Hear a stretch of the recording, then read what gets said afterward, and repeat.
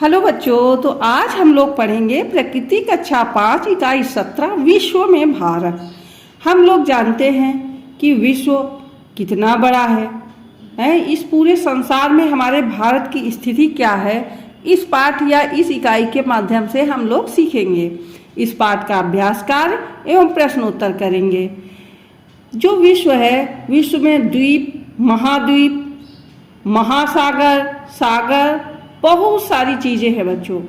जो हमारी पृथ्वी है उस पर 5 महासागर और 7 महाद्वीप स्थित हैं और इसके अलावा बहुत सारे छोटे छोटे द्वीप स्थित हैं। तो बच्चों, आओ हम करते हैं इस पाठ का अभ्यास कार्य। तो पहले अभ्यास कार्य में है रिक्त स्थानों की पूर्ति कीजिए। पृथ्वी पर महासागर एवं महाद्वीप हैं। तो इस पाठ के आधार पर हमने सीखा है कि पृथ्वी पर 5 महासागर और 7 महाद्वीप हैं, जिसमें एशिया महाद्वीप बच्चों सबसे बड़ा है और महासागरों में प्रशांत महासागर सबसे बड़ा है। संसार की सबसे लंबी नदी नील नदी है। हिमालय पर्वत का विस्तार राज्य से राज्य तक है।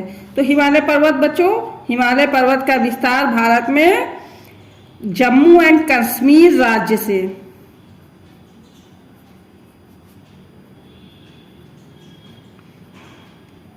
जम्मू एंड कश्मीर से अरुणाचल प्रदेश तक है।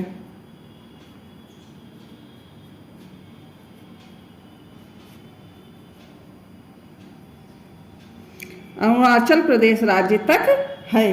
भारत में राज्य एवं केंद्र शासित प्रदेश हैं। तो भारत में 28 राज्य एवं 8 केंद्र शासित प्रदेश हैं। अगला है नीचे लिखे वाक्यों के सामने सही तथा गलत का निशान लगाएं। तो हमको बताना है कि ये वाक्य जो कथन कहे गए हैं ये सत्य है अथवा असत्य हैं। प्रायः पठार की ऊपरी सतह उबड़ खाबड़ होती है।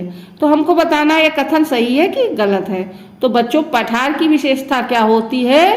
वो सामान्य से उठा हुआ होता है और उसका ऊपरी सतह उबड़ खाबड़ होती है और किनारे ढाल वाले होते हैं। पठार और पर्वत में क्या अंतर है कि पर्वत में चोटी होती है और पठार में चोटी नहीं होती है। तो ये वाक्य है सही।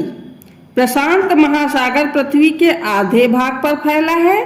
तो ये गलत है। हालांकि प्रशांत महासागर बहुत बड़ा है, सबसे बड़ा महासागर है, लेकिन ये पृथ्वी के 1/3 भाग पर फैला हुआ है, आधे भाग पर नहीं। तो ये वाक्य गलत हो जाएगा। राजस्थान में सदाबहार वन पाए जाते हैं। तो ये बिल्कुल गलत है। राजस्थान में कौन से वन पाएंगे? मरुस्थलीय वन पाए जाएंगे।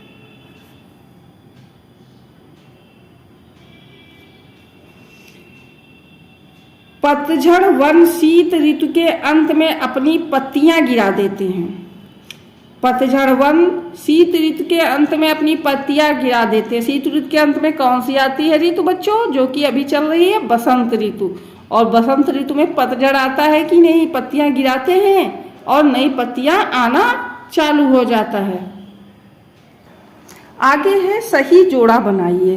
तो यहाँ पर क्या है? भारत के राज्य हैं और यहाँ राजधानियां लिखी हैं।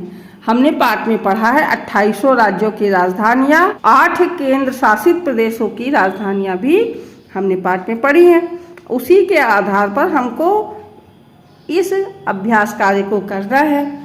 तो भारत के राज्य और इधर राजधानियां। तो मध्य प्रदेश की राजधानी क्या है बच्चों? भोपाल होती है। तमिलनाडु की चेन्नई, हिमाचल प्रदेश की शिमला और असम की दिसपुर। आगे है इस पाठ के अभ्यास कार्य। तो इन अभ्यास कार्यों को हम अपनी नोटबुक में कर लेते हैं, क्योंकि यहाँ बताते नहीं बनेगा और आप भी अच्छे से उनका रिवाइज कर सकते हैं। तो पहला प्रश्न है, विश्व के मानचित्र पर भारत के पड़ोसी देशों को प्रदर्शित कीजिए।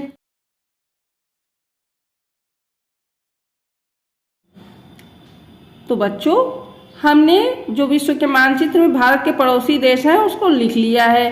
भारत के पड़ोसी देश हैं चीन, नेपाल, भूटान, म्यांमार, बांग्लादेश, तिब्बत, अफगानिस्तान, पाकिस्तान और श्रीलंका आदि देश क्या हैं? भारत के पड़ोसी देश हैं। पठार किसे कहते हैं और विश्व के किन्हीं 3 पठारों के नाम बताइए। पृथ्वी पर ऊंचे उठे चौरस स्थल भाग को पठार कहते हैं। इनका ऊपरी भाग उबड़ खाबड़ और किनारे खड़ी ढाल वाले होते हैं। उदाहरण है नंबर 1 पमीर का पठार, तिब्बत का पठार और दक्कन का पठार। तो ये जो दक्कन का पठार है ये भारत में है। दक्कन यानी इसे दक्षिण का पठार भी कहते हैं।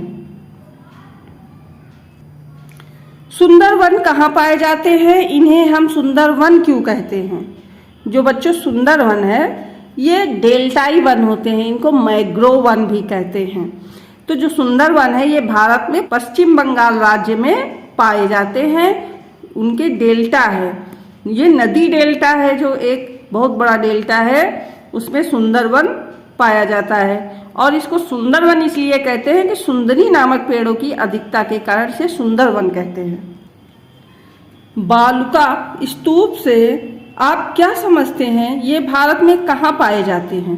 उत्तर है तो ये जो बालुका स्तूप का मतलब बालू का स्तूप, बालू जो होती है ना, बालू के स्तूप, बड़े बड़े टीले, स्तूप मतलब टीले, तो ये कहाँ पाए जाते हैं? जहाँ बालू होगी वहाँ बालू के स्तूप पाए जाएंगे। तो ये मरुस्थल में जगह जगह रेत के टीले दिखाई देते हैं जिन्हें बलुका स्तूप या सैंड ड्यून कहते हैं।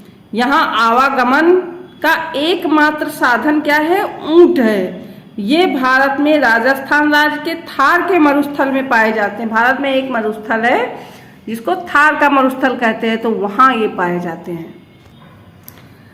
राष्ट्रीय उद्यानों एवं वन्य जीव अभयारण्यों की स्थापना क्यों की जाती है? जो राष्ट्रीय उद्यान एवं वन्य जीव अभयारण्य है ये वन्य जीवों की सुरक्षा के लिए इनकी स्थापना की जाती है।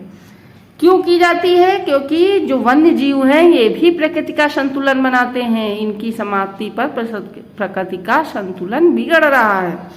राष्ट्रीय उद्यानों एवं वन्य जीव अभयारण्यों की स्थापना वन्य जीवों सुरक्षा के लिए की जाती है। पर्यावरण संतुलन के लिए इन्हें बचाए रखना आवश्यक है।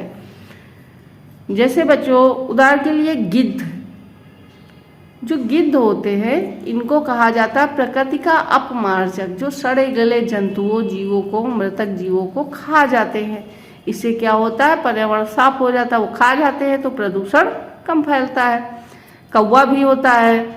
और तो अगर ये जीव खत्म हो जाएंगे तो फिर प्रकृति में असंतुलन फैलेगा। इसीलिए काफ़ी सारे जीव खत्म भी हो गए हैं और कुछ खत्म होने की स्थिति में है, संकटग्रस्त प्रजातियां हैं। तो उनको बचाने के लिए ये वन्य जीव अभयारण्य बनाए गए हैं। तो बच्चों आज का वीडियो इतना ही। आपको कैसा लगा हमें ज़रूर बताएं। बाय बाय बच्चों।